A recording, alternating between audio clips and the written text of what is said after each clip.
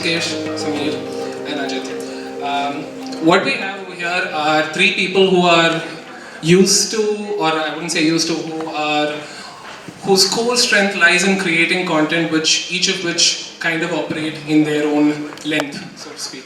And the length of content is actually one of the core topics that we're going to, in fact, the core topic we're going to talk about here when it comes to attention spans, or lowering attention spans. I think the name of the session is Today's Consumer Has the Attention Span of a Goldfish. What we've recently learned is we're even worse than a goldfish. So new studies suggest that the human attention span is at 8 seconds, whereas the goldfish is at 9. So that's a new low.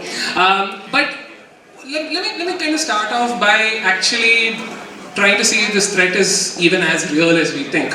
Because I think our group of panelists here kind of debunk this as a threat in itself. Because Sukesh, in advertising, with the kind of content that he and his team create, Sameer likewise, Ajit likewise, each of these men are nominating in different areas with different lengths of content, and each of them have thriving businesses that is working for them, their brands and their consumers. So, Sukesh, let me start with you. Do you even think that this attention span thing is a real threat, or is it just something that we in marketing love to be obsessed about and be alarmist about like so many other things? So, I think it's all about mainly we have too much of content today. Everybody is a content creator, and that's a good thing and a bad thing. So, because there's just too much stuff floating around. So, fundamentally, like even in our industry, for example, when we do something which is, let's say, average and it's just correct and it's doing the job what it's just meant to do, then it won't be talked about. Nobody will call up somebody and say, and for me the biggest challenge is how do you make an ad shareable in today's world? How do you make a communication that you've done for a brand get into some WhatsApp group and people start talking about it and sending it to friends, they like it, they laugh over it, or it leaves a message to them. So I feel that if you don't push yourself, then in the current scenario where we are, the number of actually vast amount of content being created, your idea, your story, it has to be something really good, and if it is that good, then you will get that attention. And if it's not good, then nobody will remember it and it'll just go. So the chances of you being ignored in the world that we live in today is far higher than it was, say, yesterday. So I think the time is extremely demanding and there's so many options out there. So your content better be good in whichever format it is for you to get the attention. If it's not, it'll just go. Enough. Sameer, he mentioned shareability to be one of the things that we're very, very tempted to create and hope to create in advertising.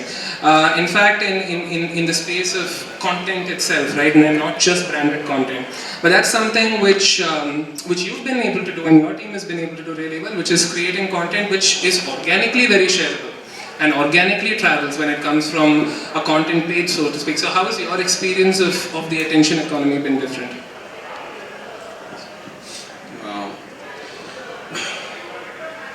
I think for us, really the point is that in content, there's sort of this ability today, especially on digital platforms, it's fairly binary in terms of success. Either you don't get discovered at all, and then you languish at the bottom, even if your content is great or good. And good content, while we all have a certain taste, but it's very subjective what good content is. What is good content today? If you're for Bharat and you're watching TikTok, and you're seeing, guys just crying furiously. That's a format on TikTok. I don't know how many of us would like it to be good. Boys who cry passionately and musically. That's the page. Okay. Yeah, that's the Facebook page which reposts stuff from TikTok. So there's a debate about whether that content is good or not. But so coming back to the point, I think it's fairly binary. You can put up really good stuff and you can languish at the bottom. Or you can put up stuff which is fairly mediocre and will go to the charts. I think if you want to build a business out of it, what we found is the only way out is to consistently deliver for what you think is going to build a community. And if you're able to kind of continuously keep at it to build that particular community out, that kind of gives you the ability to ability to hedge against the bad days as well. It's not like everything you put out is going to be consistently good. Just like on television, when you're putting stuff out, not everything is going to be high quality. But you hope that if you're able to laser sharp focus on a kind of building a community around a particular topic, a theme or faces around that, you're able to get loyalty. So I think that's how we have been able to kind of keep at it for now 6 years running, and do it in multiple languages, do it for various subcultures, whether it's Tamil, Telugu, Hindi, women. So I think that's the ability, is that, you know, while I understand a lot of our businesses may be in the case of you've got to get an ad out, or, you know, you have to put a big release out. With our case, it's a sort of like a, you know, it's sort of like a marriage between how a magazine runs and how a television does. A magazine talks to a subculture very clearly, but you also program like television because you have to be consistent in keeping your audiences at a certain scale. So what we find is that the ability to keep your community first and then figure out what is it that that particular TG likes watching, what is it that will be shared within that cohort. And if you get sort of bonus viewership because that particular video or that particular piece of communication gets secondary audiences, well and fine. As long as you know that this particular TG likes it, we know which ones are there for each one, whether it's put chutney or being Indian or blush. And Ajit, I think you're in a very enviable position on this table, because I think what film does is it's almost like a DTC brand, right? It goes directly to the customer. The reliance on there being a branded monetization level, or is it a means to an end, is not there. That is the end. The content is what you're going for. In that kind of a spectrum, I think, and that is also why possibly you're able to command that much higher attention spans in film. But does this topic from a film point of view hold relevance, or do you see it in a different way, this problem? So, yes, it does hold relevance, because what we are ignoring is that while yes, films is fundamentally storytelling without a commercial sort of message or a brand message attached with it, and therefore is in a bit of a pure storytelling spot, in a good spot. But even there, we face the same issue, which is you are talking about a cluttered environment, and you are talking about a highly contested attention span. So if I relate it to some of our films, the challenge we face is when you put your trailer out, or when you just like any other product marketing, when you put your campaign out, and if you're not going to have the 3 Khans or something, big fat, took into that poster or the campaign, it's going to be hard, to get attention. So, attention problem, is it relevant to us? Absolutely yes, and that's why we are seeing films at one end not opening to the kind of numbers that you would like to open, because the whole idea of a marketing campaign is to get footfalls on the first day. And then of course the storytelling takes over, and people are responding to word of mouth and the aspect of shareability that you talked about. So yes, the problem is very much relevant, and the problem is very much at the heart of the kind of films we make, which is, these are all content-based films. Let me take the example of Andhare. We were finding it very hard to get attention of people to what we knew would be a gem of a film, because unlike many other films, it's not something that can immediately get attention. There's nothing big that I have got to tell you at the beginning of your experience. So it needs to become a sleeper hit the way it became. You need to experience it. So we did struggle with this aspect, and I think the choice that you have to make as a product marketer is, if the attention span are decidedly getting lower, and which as per research is 8 seconds, which used to be 12 seconds, why are you going after attention span?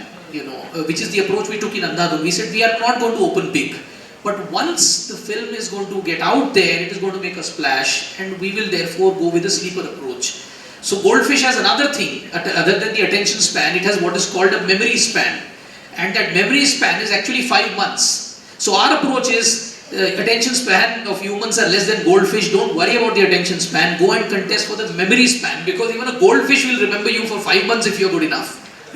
So I think that applies to generally all product marketing categories. If you're going to be stuck in the sloganing and the stunting, you're going to get only so much, and then your battle is to get the attention span, which is always a losing territory. But if you're going to go for the memory span, and you're going to make a splash, I think then that's possibly a more rewarding experience, whether you're a filmmaker, you're a product marketer, or whether you whether you are what he's doing, which actually is in a way combining the brand message with the power of storytelling. Right. And in fact, I think especially in the last like 4-5 years, we've seen a lot of fantastic marketing campaigns happen independently for films. We've seen some really brilliant promotions in India and internationally. Internationally, the example that first comes to mind is Deadpool and how they fabulously did it all around, right? Do you think the marketing potential of a film is also something that you'll consider nowadays? When, for instance, when looking at a script, do you have points where you have a script but not entirely marketable from a promotion, etc. standpoint, versus a script that can do both? In that sense, does the latter hold a significant advantage? Is it something that you're looking at that much stronger now?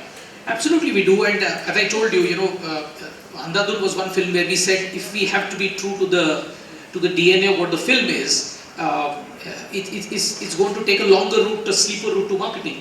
But let me take another example of Toilet Ek Prem Katha, which we knew on day one on the script level that this is going to be a sort of Eden Gardens pitch for a batsman, because this is great marketing material, this is high concept, or even Badhaiyo, which is not our film, but high concept. So you can easily see at a script level, and you do see that whether it has a high marketability, other than of course how it will fare as a story itself, and that does make a big decision. I mean, that does contribute to how do you sort of go about either making subjects or making them with repetition. As I said, with many cases, it's going to be hard to market. Most of our films actually, even Queen had the same challenge.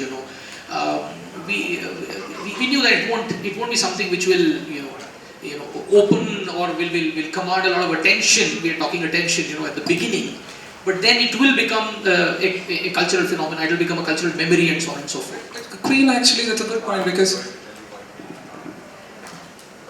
I was in Delhi, and I know somebody, his father, and coming to attention span, retired person, 70 plus. I was at their home and he turned around and told me, "Beta, मैंने ये picture देखी है, बड़ा मजा आया, मैं सब दोस्तों को लेके जा रहा हूँ." Now, coming back to what I said earlier, if the content is rightly made, and if the content has the like he said, it is suitable to different people. I'm sure a lot of people may have not liked Queen, for example. It's not, but I personally liked it, and I'm sure the 70-odd person liked it. But the chances are that you will grab an attention of a person who's probably not even looking out to go watch a movie. And I was told later by my friend that he hasn't watched a movie in a theatre for 15 or 16 years. And he made a choice to go and watch that particular movie with his friends in a movie theatre. So the whole point is that there's so much happening out there. So we have to really make whatever we do, in our respective industry, if we make it relevant, it will work. And then I think this problem, which is a genuine problem, because the choices are so many. What do you do? I have everything on my phone, right? I don't know what to do. Should I go to this one or that feed? I keep getting updates all the time. How many can I, in a day, how many can I answer to, or how many can I reply to? I know some friends of mine who are constantly, doing this all the time, and they don't have anything to do. They do this like wee hours in the morning, okay? But that's the choice they've taken. So, if all the attention is going there, then what do you do then? Where is it? It's a huge problem in advertising specifically, that there's just too much of content and the retention is low as well. Because right now I know that among the panel it looks like there is a commonality in that everyone is saying ultimately it is the quality of the content that trumps. But I think the way we are consuming that content also has a huge role to play. Sukesh, a lot of your work would be possibly, and I'm talking strictly, digitally over here, would possibly, or actually let me take it on TV as well. On television, you have one remote switch and then you go to the next channel. It's a very easy way to skip. Similarly, there's one button on YouTube, it's one scroll on Facebook. You're easily able to get away from that content. If I were to take a Netflix Hotstar type experience, retention is fairly a little more guarded there, because you're on a full screen. Even if you go back, you're back to that page only, so you're already there. You have that induction process. It's very difficult to walk out of a film from a theatre as well, even if you don't like it. How many of us have that experience of sitting in a theatre even though we don't entirely like the film, simply because it's so hard to leave? So if you were to look at you getting up from the middle seat of the theater and walking back when you don't like the film, with you just scrolling if you don't like the ad, the way in which we are consuming this content and the spaces in which we are consuming it also has a huge, huge role to play. There's a even bigger challenge that we should be like aware of. It's about mute. You're watching every video, whichever it's, whether it's an ad or whether it's created by a content, it's on mute. So, and at the speed the person is scrolling, so it's very visual fundamentally. And how many things can be visually so arresting? I'm just thinking out loud right now. If it's something remarkably, beautiful to look at, yes, you might stop.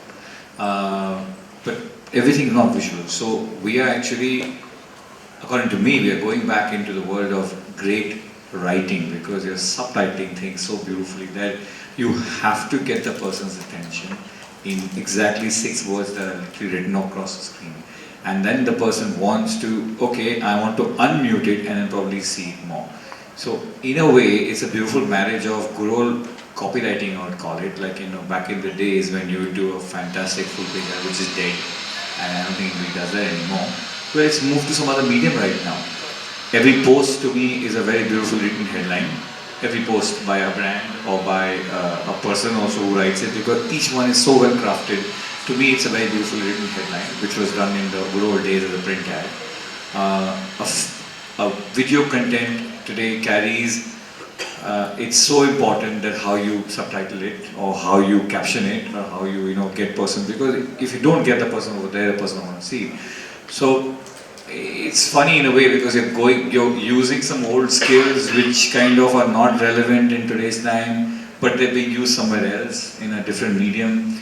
So things are churning at a very high speed, if I can say so, and we are trying to get the attention of person in whatever we're doing, and we're finding new ways to engage them.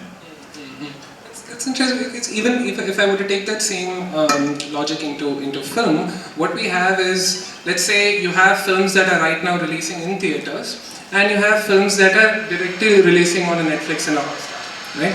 I'd like to know from how are those kind of decisions taken? Like, for instance, apart from simply saying, okay, this is a slightly lower budget film intended for internet audiences only, is there any other metric that you use to kind of figure this would be a film which would be better consumed sitting alone by yourself versus needing that theater experience? I don't see any way in which an Avengers would have been a direct Netflix or a Hotstar release. It wastes the film.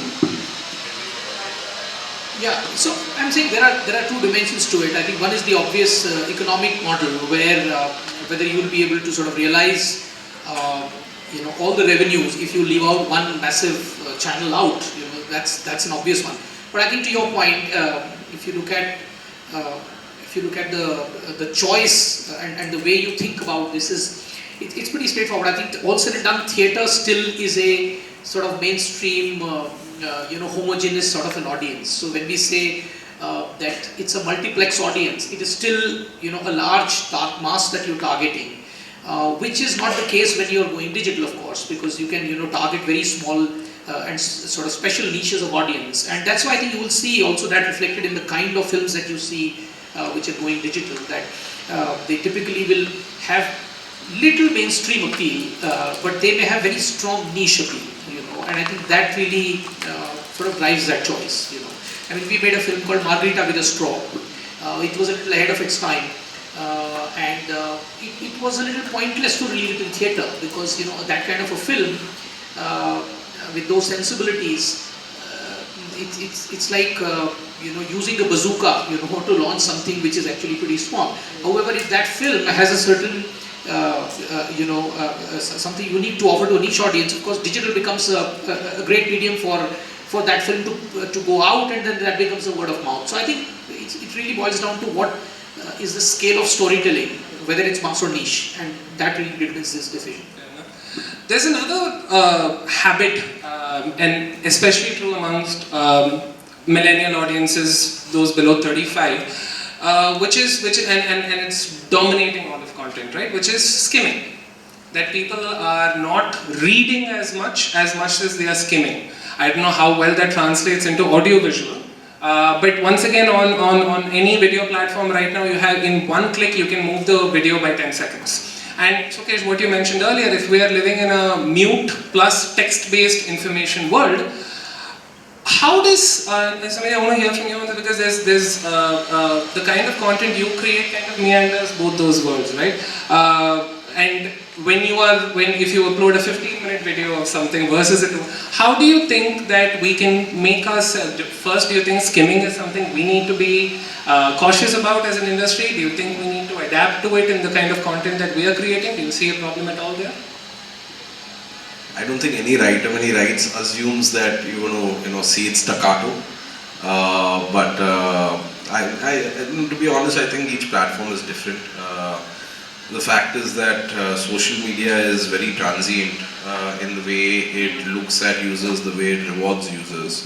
YouTube for close to about 10 years was the king of the 2 to 5 minute. Now if you look at pretty much all statistics which we look at, as well as data in terms of how they reward content with algorithmic juice, the statistics show that anything above 7 minutes is actually good. So 7 to 18 minutes is typically what we write for, because basically if your content has better watch time, it's good, but the longer you're able to hold the attention of a user, the better the ability for your channel to be pushed up in terms of the algorithms, pushed up in terms of recommendations, and so on and so forth. So how would you handle a conversation with let's say, clients and brands who are very regularly told by different platforms as per their recommendations that this particular length of content, start this particular end with particular fantastic guidelines for the platform, but as a content company, how do you deal with those kind of So that was just one example of a platform. Just to continue, I'll get to your point, but to continue that, something like TikTok is, we have had great success on that recently over the last year and a half. And essentially what we do is we take sort of the longer narratives, unbundle sort of, 8-seconders out of those. Those might be certain jokes, those might be certain sort of gags which are there as part of the overall setting. So we'll remove sort of unbundle some of those and then put them up, and those end up working well because there's a beginning, middle and an end, and all of that happens in 7 to 8 seconds. So in the case of TikTok, that's clearly what gets rewarded. Facebook, pretty much has had a hard time figuring out what a view means. And there's certain times where, I think about a year and a half, 2 years ago, there were the big warship on the horizon coming to get your attention. Now pretty much it's sort of they're busy with their other things, and Instagram has become, as part of the pantheon of apps that they have, has become the main sort of product out there. So what I'm trying to say is that it's a very subjective, it's not a great answer because there's no grand theory of everything, but it's a very subjective thing when it comes to how people consume on each one of these platforms. It's also because all of them are not sort of static. The algorithms keep changing, what they look at rewarding keeps changing. So the sands are shifty. So when it comes to skimming, I think the fact of the matter is each one of those are, they reward any content which will not make the user get off the platform. So the more you're able to, so if you happen to be in YouTube, the last video that the person watched before they shut off YouTube, you will be downgraded. Right? I mean, algorithmically, that's one of the many signals that goes into how it looks at what content works, what doesn't. So, yeah, I think fact of the matter is that the ability to create that virtuous opium kind of loop that the person keeps consuming stuff from your channel is sort of a good way to think about it. And classic sort of McLuhanish. If you understand the medium, then you understand how to kind of create sort of a format and form for that content. I'm glad you brought up TikTok as well, because it kind of leads into what I was about to ask you guys next, which is let me just call it stories overall, right? Across, and I call TikTok a story as well, simply because it's a short mobile format, user-generated video. You have stories that are right now, I think, across 4 platforms, right? Universal format. Sorry? It's a universal format. It's a universal format, there we go. Now, the thing is, however, the number of ad products that platforms have on stories versus the ad products that they have on the feed are much different. On the feed on Facebook, you have 10 or 12 different types of ad formats, whereas on stories, the number of formats are different. we clearly see a, how I like to call it, is the scroll economy and the tap economy. The two different economies that are slowly coming up. We have the scroll economy perfected. We know our science when it comes to how to grab attention on the scroll economy. How do you think this will translate for the tap economy? So first is important to understand where stories fall on the spectrum of the way you tell stories. So on sort of imagine it as a line, and on the left of the line you have linear content, which is where you go into landscape mode and you watch a movie trailer or you watch a 15-minute. So that sort of linear, I need your full attention, even if it's on a mobile phone. Then you have on the right hand side is the extreme, is the feed, which is your, Facebook will come and tell you make non-stopping creative. It's the sort of really, people just to kind of give a anecdote. You scroll the average Facebook user scrolls the length of the Statue of Liberty every day that they consume content on Facebook. So when you scroll, that's the amount of content that you actually go through. So that's the classic skimming, not the 10-second skip. It's just you keep going through it, very rarely will you stop by. Stories somewhere fall in the middle of that spectrum. The reason they do is, number one, it's vertical video. Number two, if you look at the user experience, it's tap, tap, tap. So you're actually able to sequentially go into something. So if, for example, there's a celebrity who's done a story while she's traveling, you're able to see sort of one portion of it, and then you can sequence. So it makes sense when you string it together, but it makes sense standalone. And all of it from a navigation perspective is just literally tapping on it, and it fills your entire screen up. So it's not, you're not going this way, nor is it sort of the square, which is what comes in the feed. It's truly sort of, Snap invented it. But the reason why it's been so successful with YouTube, Instagram ripped it off and perfected it, and then WhatsApp took it, and now YouTube's also got it, Facebook's also got it, Messenger's also got it.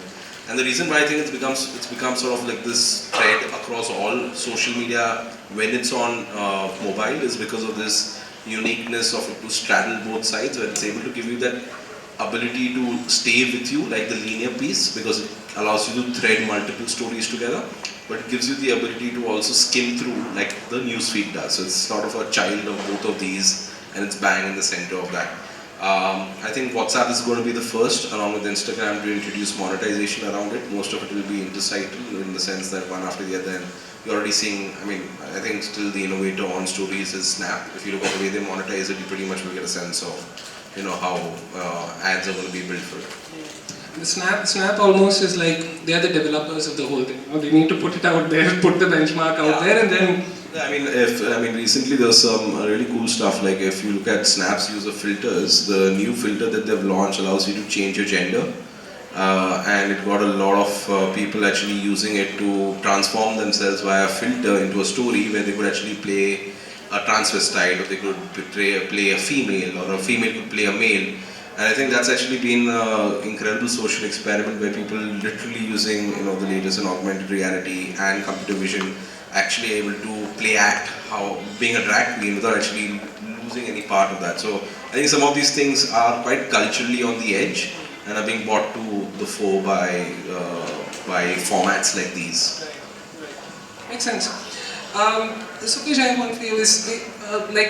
I know you mentioned earlier that ultimately it absolutely boils down to the content. That is, the better the idea, the longer the attention span will be, etc. But do you think this is a battle, let's say the creative people who want that content are fighting alone? Do you think that the different departments within marketing and advertising endorse that idea?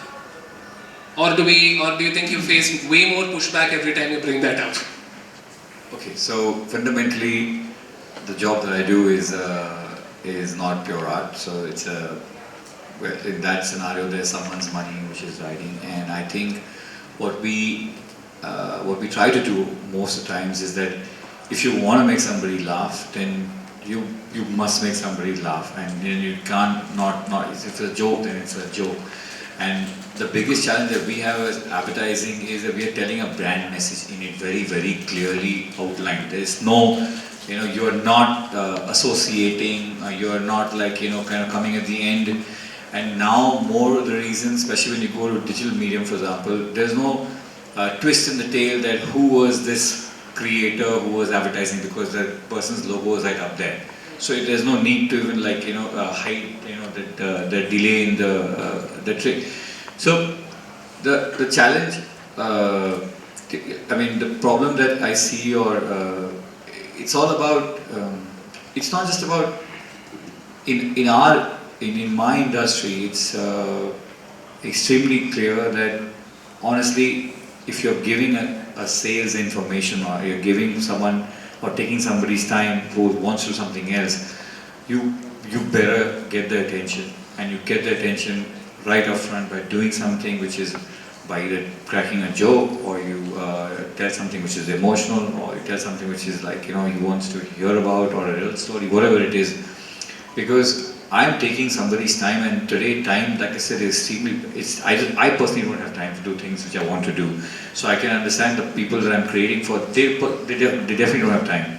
So in that fight for time, we have to really be extremely correct about what we are putting out there.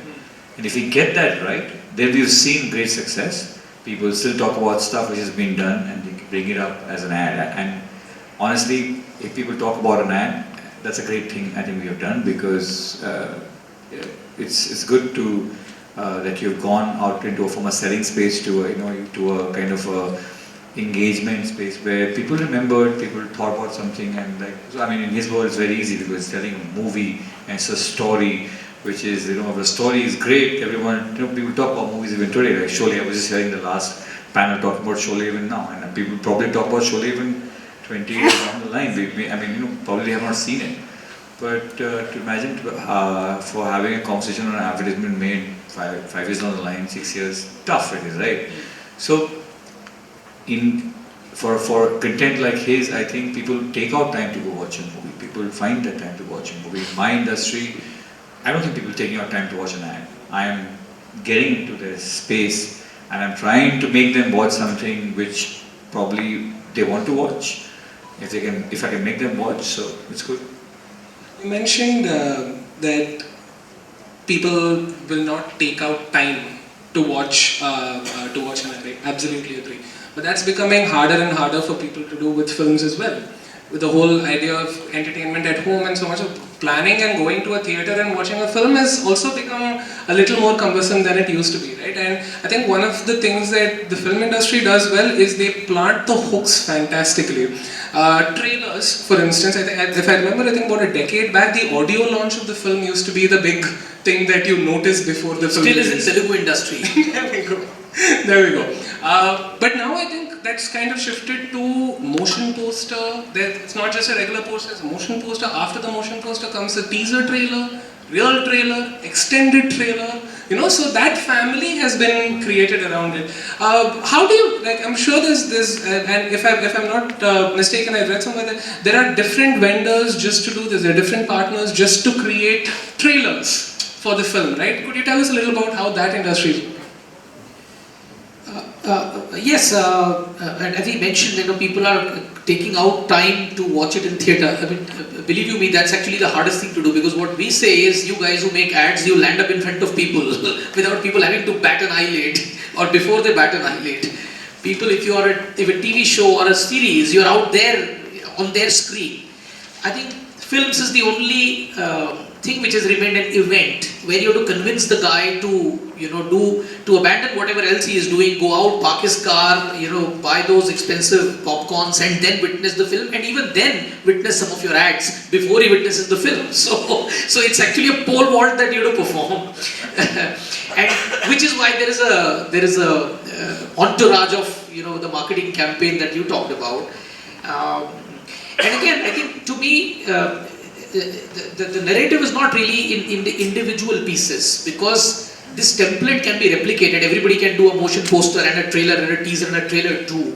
I think the big marketing piece we are missing in this conversation is, if we are going to abandon the responsibility of the marketing thinking to just a medium, that this 30-seconder should just sell my product, or this 140 character should just convey my proposition. That's what is going to be harder and harder. But if you are standing for something, if you have some sort of a purpose, if you have something unique to offer, then all of these things are actually great tools which are helping you to market to the goldfish. Because you can tell the story in 140 characters. You know, there is this lovely, terribly tiny tales, that platform which does that. Now, if you have something unique to say, and you can say it in those, you know, using that little tool, that could be one piece in your marketing campaign. You know, so we are in fact asking ourselves every day a question that how can I break the template? How can I not do a trailer? You know, how can I not do, which itself has become a bit of a... You are going anti-status quo within the industry as well. For the same reason, because you require attention, and if you're going to turn out in the same tuxedo every time, even the tuxedo's charm wears out after a while, you know. So you have to find new ways to be the clown every time, which means breaking the format and using some of these fantastic things which have come about. But that requires you to have first, which was a starting point, to offer something unique. You know, if you have something unique, then all of this actually fits in. The problem is if your message is mediocre or what you're offering is mediocre, then you are abandoning your responsibility and saying some of these channels should do the work for me. That's not going to happen.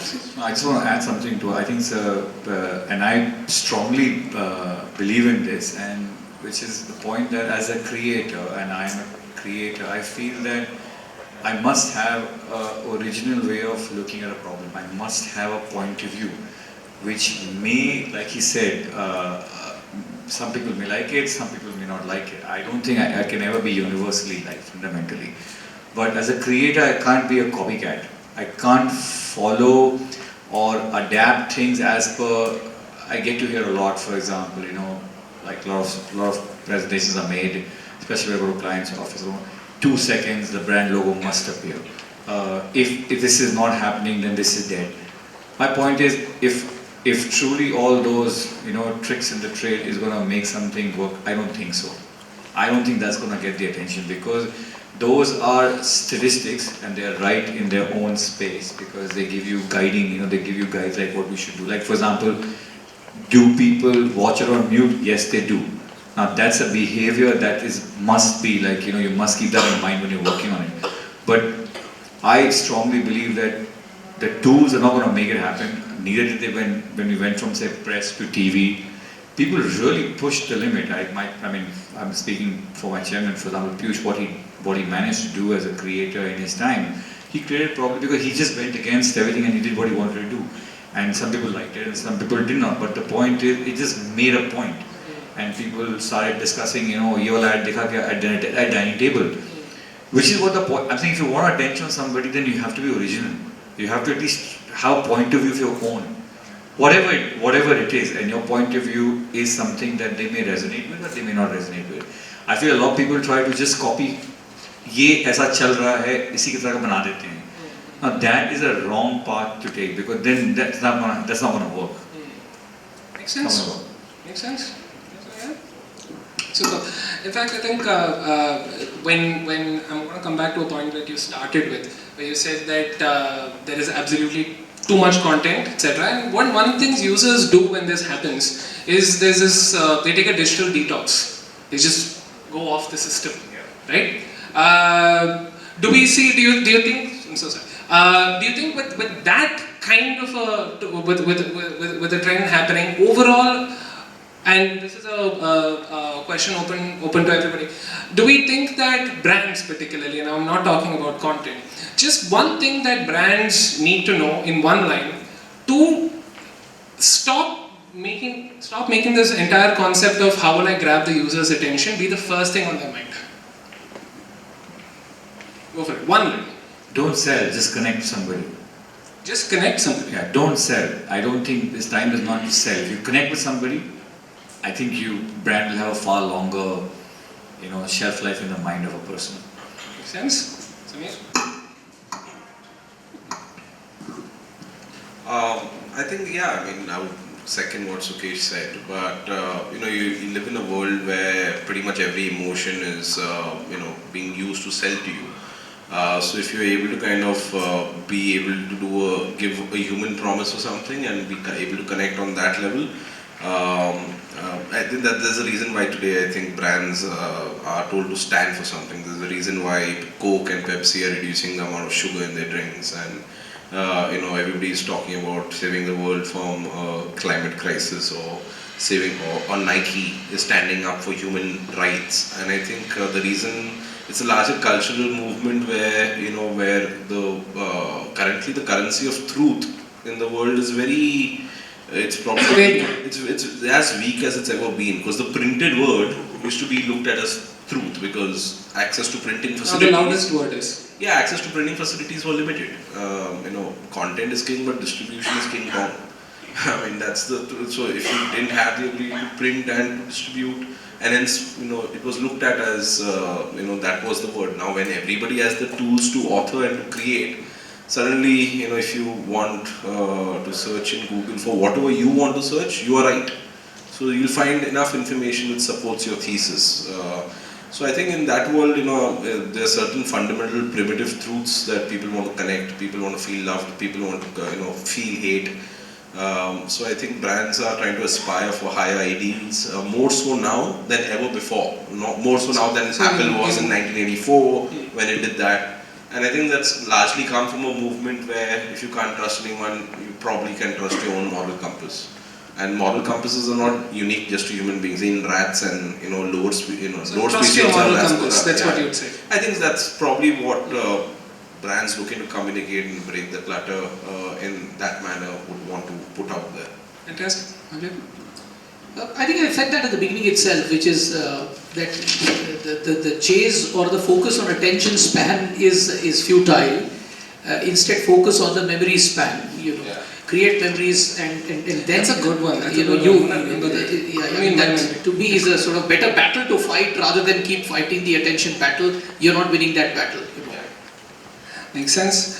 Gentlemen, thank you so much. Ladies and gentlemen, that was Ajit, Sukesh and Samir.